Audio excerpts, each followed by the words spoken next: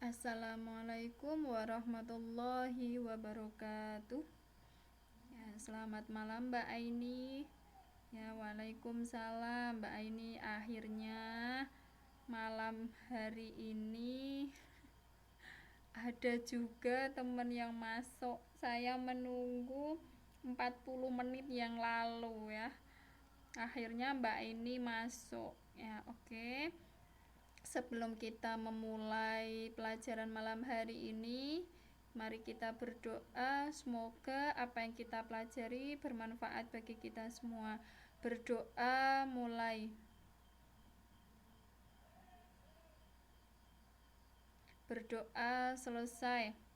Oke Mbak Aini, ini di layar dari menit pertama sebelum saya memulai pelajaran dari 40 menit yang lalu saya upload sampai sekarang belum terupload. Mungkin karena gangguan dari sinyal atau dari perbaikan fisiknya, jadi malam hari ini materinya tidak bisa terupload. Nah, sehingga nanti saya melanjutkan pembahasan soal ujian nasional yang kemarin ya Mbak Aini, karena minggu kemarin kan libur ya, libur merayakan itu hari Imlek. Nah, sekarang saya akan melanjutkan nomor dari soal ujian nasional. Ya Mbak Aini, saya menunggu itu 40 menit yang lalu. Teman-teman yang lain tidak ada yang masuk. Ini Mbak Aini masuk. Ya, jadi privat. Nah, Mbak Aini privat malam hari ini. Lesnya les privat, seperti les privat ya, sendirian. Oke, tidak apa-apa Mbak Aini. Ini buat persiapan ujian nasional, karena ujian nasional semakin dekat, sehingga kita harus mempersiapkan diri ya, baik secara mental maupun secara penguasaan materi, karena nanti yang diujikan tidak hanya kelas 3 tetapi ada juga dari kelas pelajaran kelas 1, kelas 2. Sehingga mulai kemarin, minggu-minggu kemarin, 2 pertemuan yang lalu sudah membahas soal ujian nasional. Mbak Aini sudah download pertemuan kedua yang membahas soal ujian nasional. Kayaknya kemarin Mbak Aini ikut ya yang pertemuan pertemuan kedua. Ini pertemuan ketiga. Mbak Aini kemarin sudah ikut membahas soal ujian nasional yang khusus ekonomi. Oke, saya melanjutkan ya Mbak Aini ya. Ini tidak apa-apa Mbak Aini sendirian malam hari ini. Kita tetap semangat membahas soal ujian nasional, khususnya mata pelajaran ekonomi. Oke, saya bacakan soalnya ya Mbak Aini. Tolong disimak karena di layar tidak bisa menampilkan materi. Padahal saya upload sebelum kelas dimulai, sampai sekarang materinya belum juga bisa terupload. Oke ya Mbak Aini dengar suara saya? Apa yang saya katakan Mbak Aini dengar? Kita lanjut aja ya ke materinya.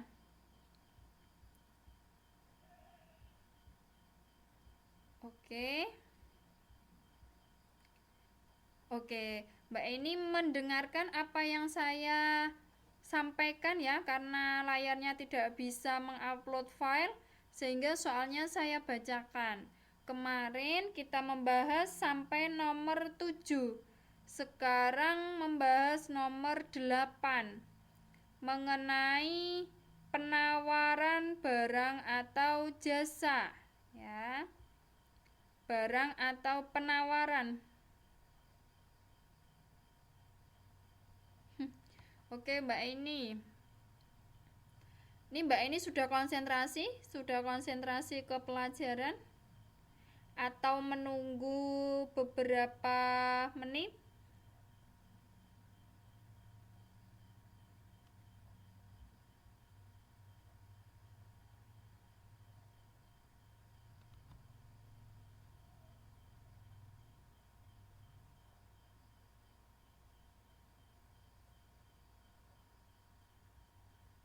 Ini waktunya tinggal 33 menit. Nah, ini Mbak Rofik akhirnya datang juga ya. Akhirnya masuk. Oke, selamat malam Mbak Rofik. Apa kabar? Apa kabarnya selama 2 minggu ini? Ya, selamat malam Mbak Rofik. 2 minggu ini kita tidak berjumpa ya, karena minggu kemarin libur Imlek. Oke, sudah siap Mbak Aini? Sudah ditemani sama Mbak Rofik?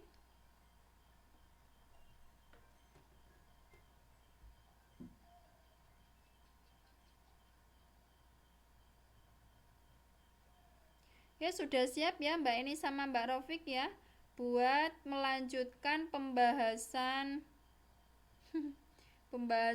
soal nomor 8. Oke, sudah siap Mbak Aini, juga sudah siap ya. Kita mulai saja. Karena layarnya ini tidak bisa mengupload file, jadi nanti soalnya saya bacakan, teman-teman memperhatikan ya. Ini soal nomor 8.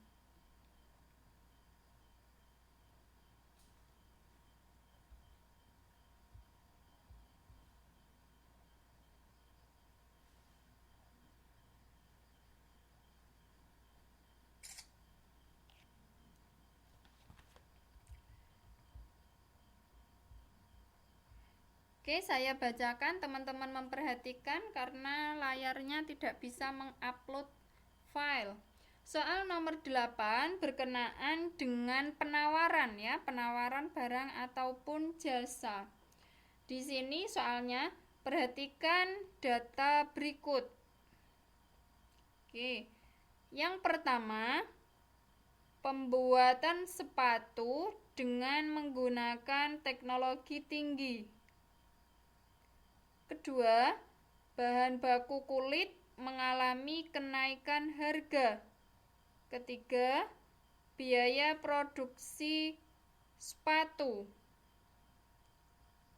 Keempat, jumlah sepatu sekolah yang diminta. Kelima, harga sepatu sekolah. Berdasarkan data di atas, faktor yang mempengaruhi penawaran sepatu adalah ini Mbak Diye. Ini Mbak Diye apa Mas Diye ya? Sebelumnya saya belum kenal sama ini Mas atau Mbak. Nama aslinya siapa? Ini Mbak Diye apa Mas Diye? Soalnya gimana teman-teman? Ini saya tulis atau saya bacakan? Oke, selamat malam Mbak Ratna. Oke, soalnya saya tulis dulu ya.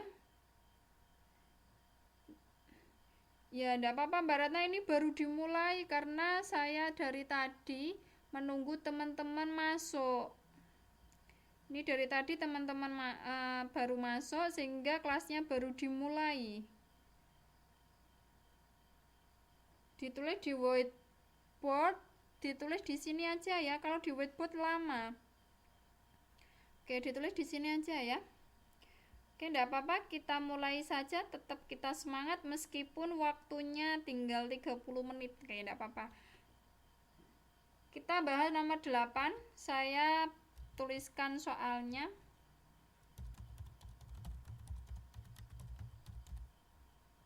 Teman-teman sabar ya. Saya menulis soalnya terlebih dahulu.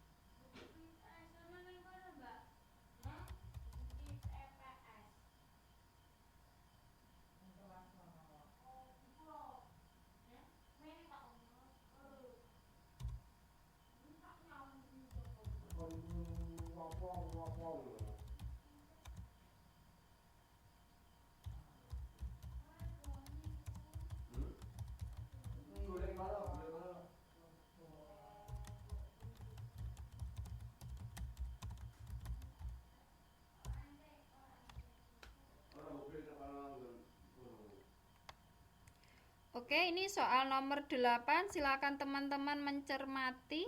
Di sini yang ditanyakan adalah faktor yang mempengaruhi penawaran. Teman-teman masih ingat kalau penawaran itu dilihat dari penjual atau pembeli?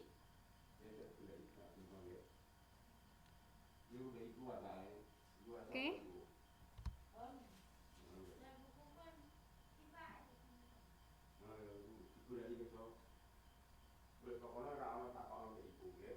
Teman-teman masih ingat penawaran itu dilihat dari sisi penjual atau sisi pembeli?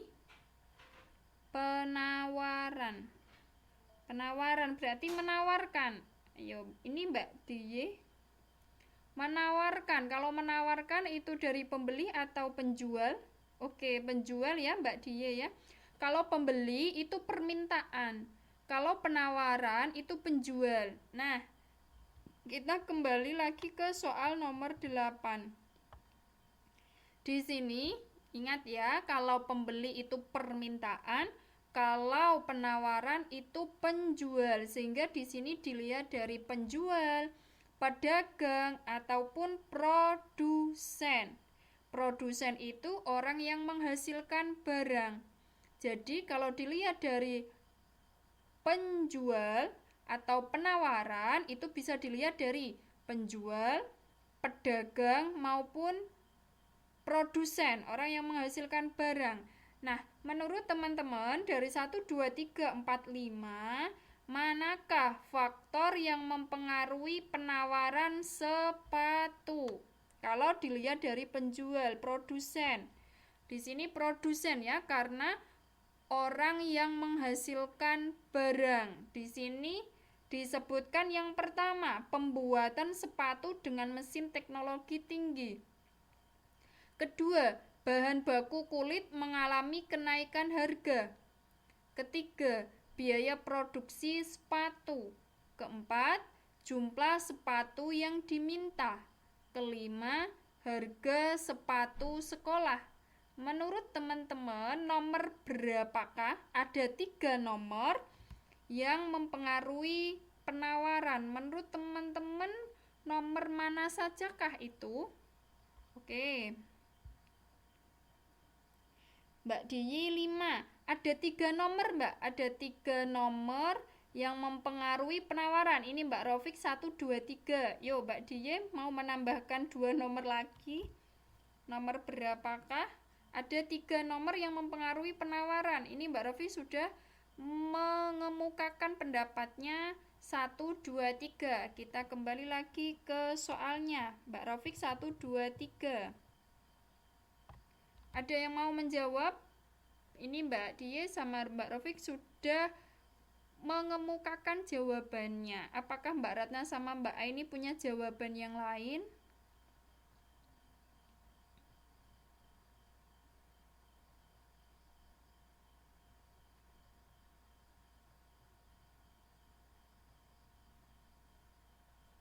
Sudah? Oke, kalau tidak ada, saya akan membahas ya. Jawaban Mbak Rofik adalah benar ya. Yang mempengaruhi penawaran sepatu adalah nomor 1, 2, dan 3. Karena apa? Saya jelaskan satu-satu ya. Yang pertama, pembuatan sepatu dengan mesin teknologi tinggi. Nah, kalau suatu barang dikerjakan dengan teknologi tinggi, maka nanti bisa menghasilkan kualitas yang bagus. Selain itu, dengan teknologi yang tinggi maka bisa mengurangi tenaga kerja. Kenapa seperti itu? Karena apa? Karena tenaga kerja nanti hubungannya dengan upah. Nah, berarti bisa meminimalkan gaji atau upah tenaga kerja. Sehingga apabila apabila biaya yang digunakan untuk menghasilkan barang itu rendah, maka nanti bisa menghasilkan harga yang lebih murah. Sehingga apa? Sehingga nanti bisa bersaing ya, bisa bersaing dengan sepatu yang lain. Oke. Itu yang pertama. Kalau penawaran, teman-teman masih ingat hukum penawaran itu apa? Ya, waalaikumsalam Mbak Kristina. Ya, baru muncul beberapa pertemuan kemarin. Oke, saya ulangi lagi. Penawaran itu berhubungan dengan hukum penawaran ya, teman-teman. Saya jelaskan lagi. Jika harga suatu barang atau jasa itu mengalami kenaikan, maka penawaran atau barang yang ditawarkan juga akan mengalami kenaikan. Karena apa? Karena kalau dilihat dari sisi penjual itu ingin memperoleh keuntungan. Sehingga jika harga suatu barang itu tinggi, maka jumlah barang yang ditawarkan akan semakin banyak, akan semakin tinggi. Sehingga dengan sepatu diproduksi teknologi tinggi, maka bisa meminimalkan biaya produksi. Maka produksi sepatu bisa meningkat. Ya. Karena apa? Dengan bantuan teknologi jumlah sepatu yang dihasilkan lebih banyak. Oke, saya ulangi lagi ya supaya teman-teman tidak bingung apa yang saya jelaskan. Saya beri kesimpulan, teman-teman menyimak. Oke. Yang pertama, pembuatan sepatu dengan mesin teknologi tinggi. Dengan bantuan teknologi, maka sepatu yang dihasilkan semakin banyak. Karena apa? Karena teknologi yang tinggi tadi, sehingga tenaga manusia itu minim ya. Yang digunakan adalah mesin, sehingga bisa menghasilkan sepatu dalam jumlah yang banyak. Kalau jumlah sepatu yang dihasilkan itu banyak, maka barang yang ditawarkan itu tinggi. Oke. Selamat malam Mbak Wiwin. Saya lanjutkan ke nomor 2. Kenapa bisa mempengaruhi penawaran barang sepatu? Yang kedua, bahan baku kulit mengalami kenaikan harga. Yang namanya bahan baku itu pasti mempengaruhi produksi suatu barang. Apalagi di sini bahan baku kulit ya, sebagai bahan utama untuk membuat sepatu. Jika bahan baku kulit mengalami kenaikan, maka bisa mengurangi jumlah sepatu yang ditawarkan atau bisa mengurangi jumlah sepatu yang diproduksi. Karena apa? Karena bahan baku kulitnya mahal.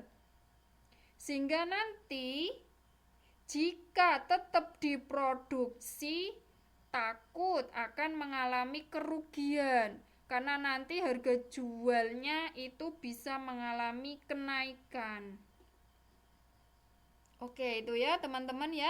Bahan baku kulit. Jika bahan baku kulitnya mengalami kenaikan harga, maka bisa mengurangi jumlah produk sepatu yang dihasilkan. Karena nanti hasil akhir dari harga sepatu yang diproduksi bisa mengalami kenaikan. Tuh ya. Oke, yang ketiga, biaya produksi sepatu. Seperti tadi yang saya jelaskan, bahan baku kulit itu termasuk biaya produksi. Apabila biaya produksi yang dikenakan pada sepatu itu semakin mahal, maka sepatu juga nanti hasil akhirnya akan mengalami kenaikan harga sehingga jumlah barang yang ditawarkan menurun itu ya. Apabila biaya produksi mengalami kenaikan, maka nanti bisa mempengaruhi jumlah barang yang dihasilkan.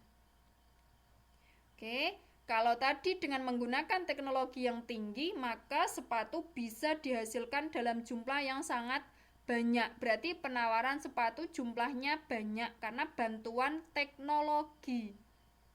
Yang kedua, bahan baku kulit mengalami kenaikan harga. Apabila bahan baku kulit itu termasuk biaya produksi mengalami kenaikan, maka bisa mempengaruhi jumlah barang yang ditawarkan. Jumlah barang sepatu yang ditawarkan akan mengalami penurunan karena adanya kenaikan bahan baku kulit. Nah, bahan baku kulit itu juga termasuk dari biaya produksi. Biaya produksi selain bahan baku kulit ya misalnya gaji karyawan atau upah buruh itu juga termasuk biaya produksi yang nanti akan mempengaruhi jumlah sepatu yang ditawarkan. Oke ya teman-teman, itu penjelasannya. 1, 2, dan 3 itu faktor-faktor yang mempengaruhi penawaran barang. Di sini barangnya sepatu. Oke ya, teman-teman, paham ya? Oke, soal nomor 9. Nah, soal nomor 9 di sini itu menghitung.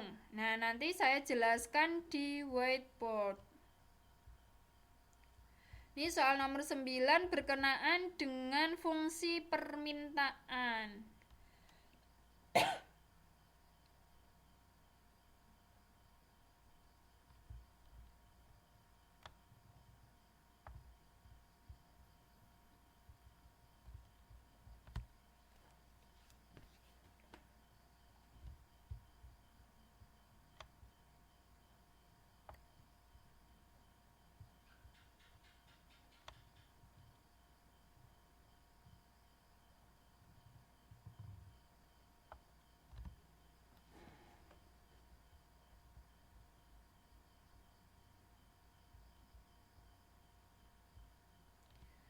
Oke, selanjutnya soal nomor 9 berkenaan dengan fungsi permintaan. Tadi kalau penawaran dilihat dari penjual, kalau permintaan dilihat dari pembeli. Nah, di sini kalau fungsi permintaan berarti berhubungan dengan penghitungan. Oke ya, teman-teman, saya bacakan soalnya nomor 9.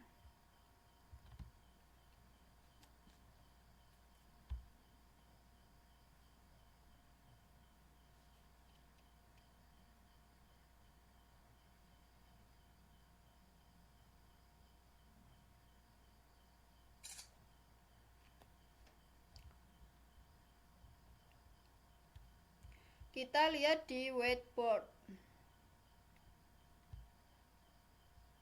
Teman-teman masih ingat ya hukum permintaan?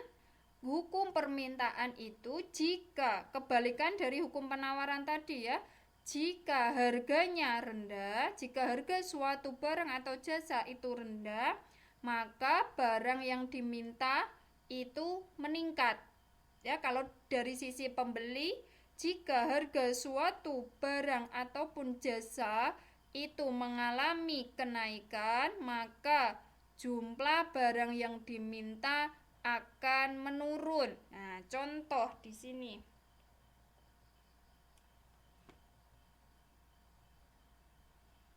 pada saat harga permen 100.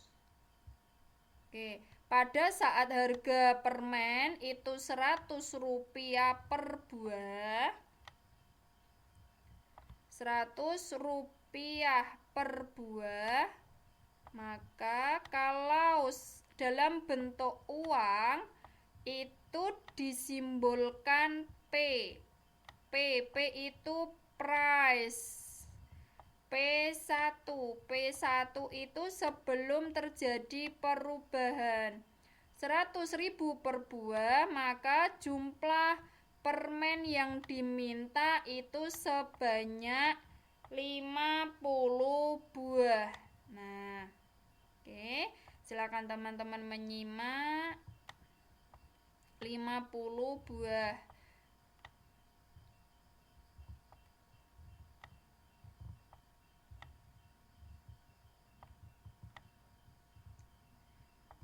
Jika harga permen mengalami kenaikan, nah berarti permennya setelah ada perubahan harga dari 100 menjadi 120. Nah, berarti ini harga permennya mengalami kenaikan. Kalau harganya mengalami kenaikan dari 100 menjadi 120, maka jumlah permen yang diminta naik. Maka nanti jumlah permen yang diminta naik apa turun menurut teman-teman? Ayo, gimana teman-teman? Kalau permennya mengalami kenaikan, nah oke ya, Mbak. Terima kasih Mbak Rofik. Kalau permennya mengalami kenaikan, maka jumlah barang yang diminta di sini permen akan mengalami penurunan. Nah, kalau kita diumpamakan kita sebagai pembeli, kita kan menginginkan harga yang murah ya. Maka di situ kalau harganya naik, jumlah permen yang diminta mengalami penurunan, yaitu sebanyak 40 buah. Bagaimana cara menghitung fungsi permintaan? Oke, teman-teman memperhatikan.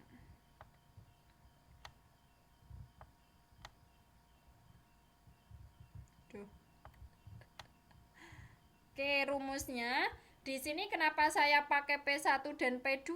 P1 itu berarti harga mula-mula sebelum terjadi penurunan maupun kenaikan harga ya. Kalau P2 di sini berarti harga setelah terjadi kenaikan maupun penurunan, maka di sini P2 setelah terjadi perubahan. Yaitu rumusnya adalah P kurangi P1 per P2 kurangi P1 sama dengan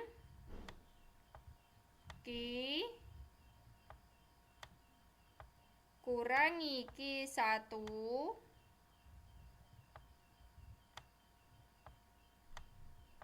per Q2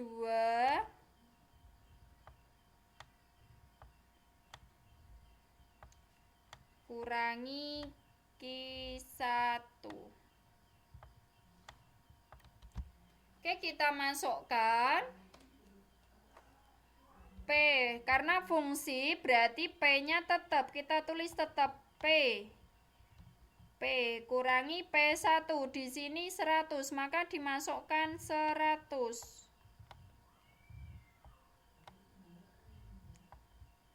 Per P2, di sini 120, maka ditulis 120.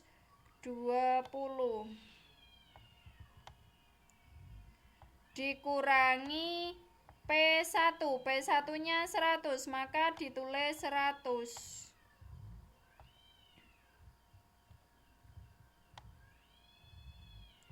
Oke, sama dengan Q-nya ditulis tetap Q1 sebelum terjadi perubahan sehingga 50. Kita tulis 50. Per Q2 berarti jumlah setelah perubahan 40.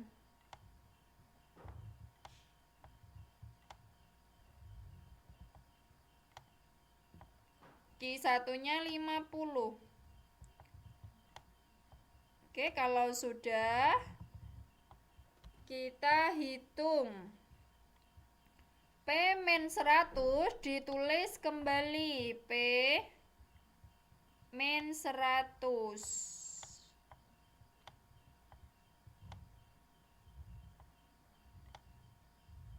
per 120 dikurangi 100, maka hasilnya 20.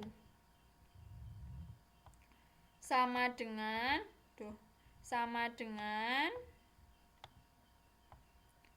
Q ditulis tetap Q-50.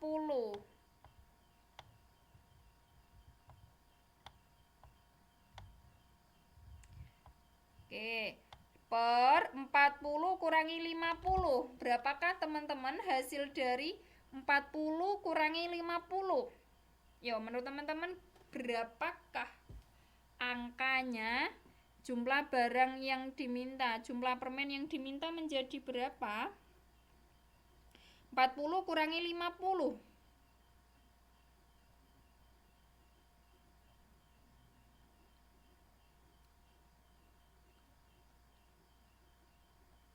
Nah, oke, terima kasih ya Mbak Ratna. Benar ya, negatif 10 ya, min 10. Oke, terima kasih Mbak Ratna, betul. Nah, langkah selanjutnya, sebentar saya hapus dulu. Ini ada coretan, saya hapus dulu, nanti membuat teman-teman bingung. P-100 ini ya, perkalian silang ya teman-teman ya. Min 10 disilangkan ke P-100. Jadi negatif 10 di depan, perkalian silang. Negatif 10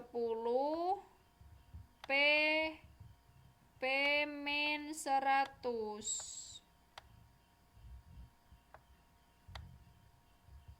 kurung tutup sama dengan 20 dikalikan Q-50 perkalian silang 20 kurung buka Q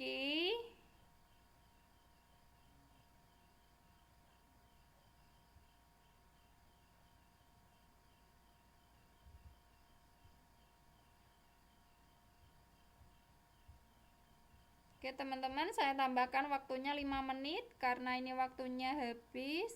Ini 20 berarti Q min 50.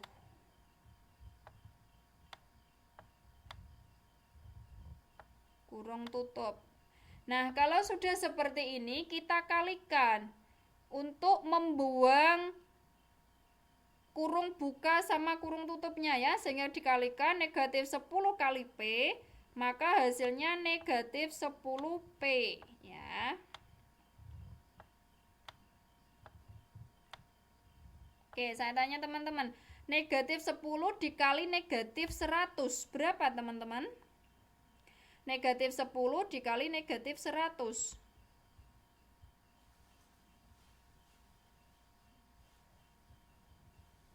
Oke, 1000. Sip. Positif ya, karena ini negatif kali negatif, maka positif. Berarti ke positif berarti ditambah 1000.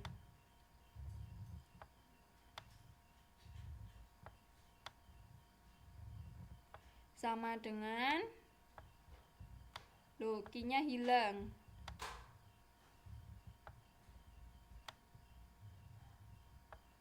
Oke, 20 kali Ki berarti 20 Ki.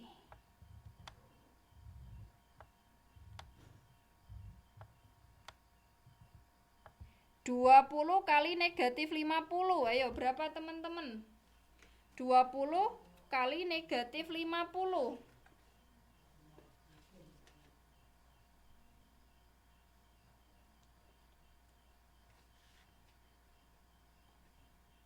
Ayo Mbak Ratna, negatif 100 apa negatif 1000? Ayo Mbak Ratna, negatif 100 apa negatif 1000? Kok nol? Ini Mbak Ratna, 20 dikali negatif 50. Itu hasilnya negatif 100 apa negatif 1000? Oh, kurang 01. Ya, terima kasih Mbak Kristina ya. Negatif 1000. Oke, negatif 1000.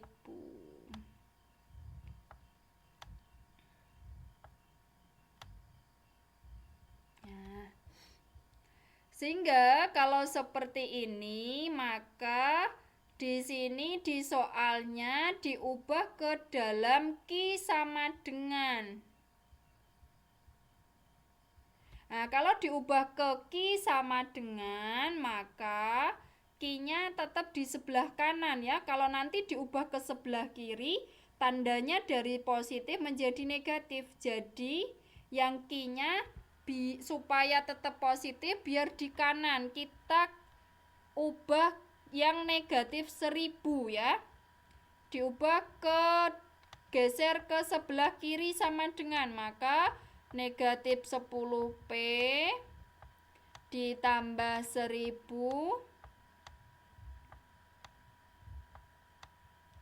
Karena di sini dalam bentuk negatif,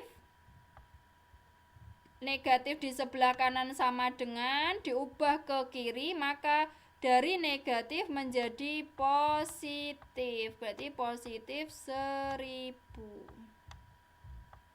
Sama dengan 20 Ki.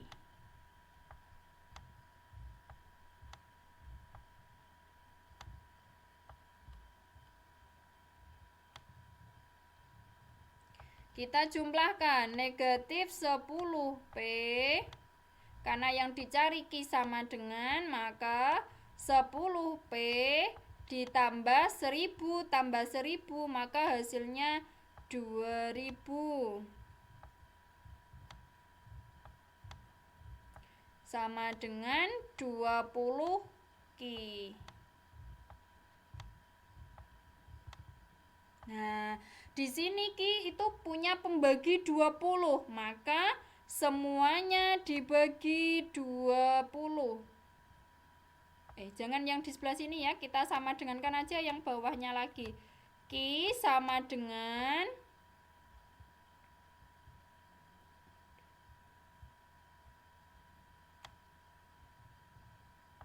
Ki sama dengan berarti negatif 10 P ditambah 2000. Karena ini Ki-nya punya pembagi 20, maka per 20. Nah, sama dengan Ki lagi. Oke, teman-teman. Negatif 10 dibagi 20. Berapa, teman-teman?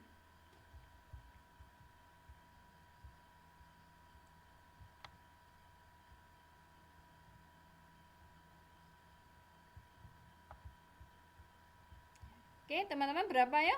Negatif 10 dibagi 20. Berapakah hasilnya?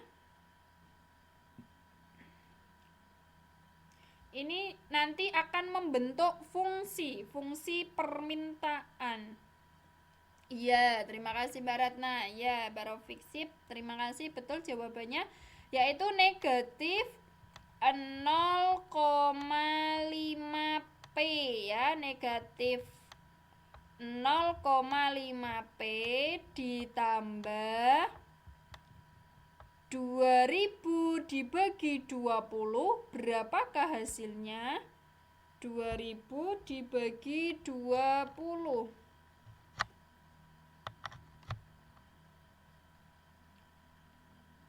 2000 dibagi 20. Berapakah hasilnya?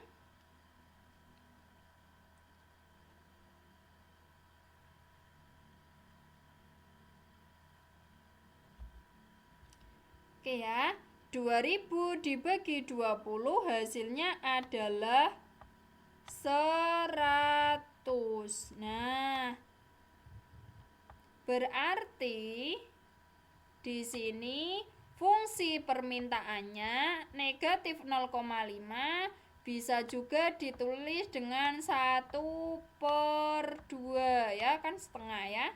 0,5 sama dengan setengah. Negatif setengah P ditambah 100 sama dengan Q. Nah, ini namanya fungsi permintaan.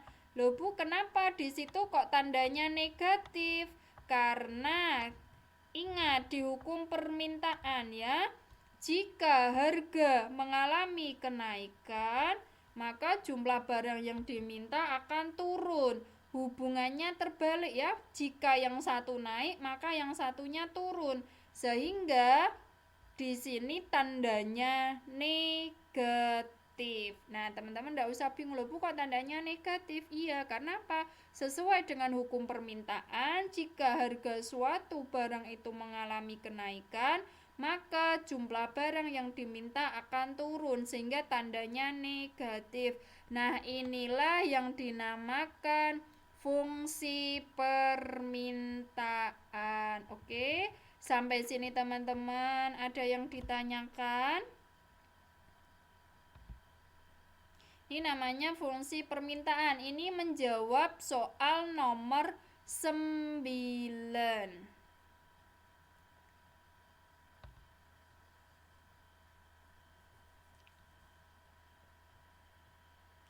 Nggak bisa itu Mbak Ratna.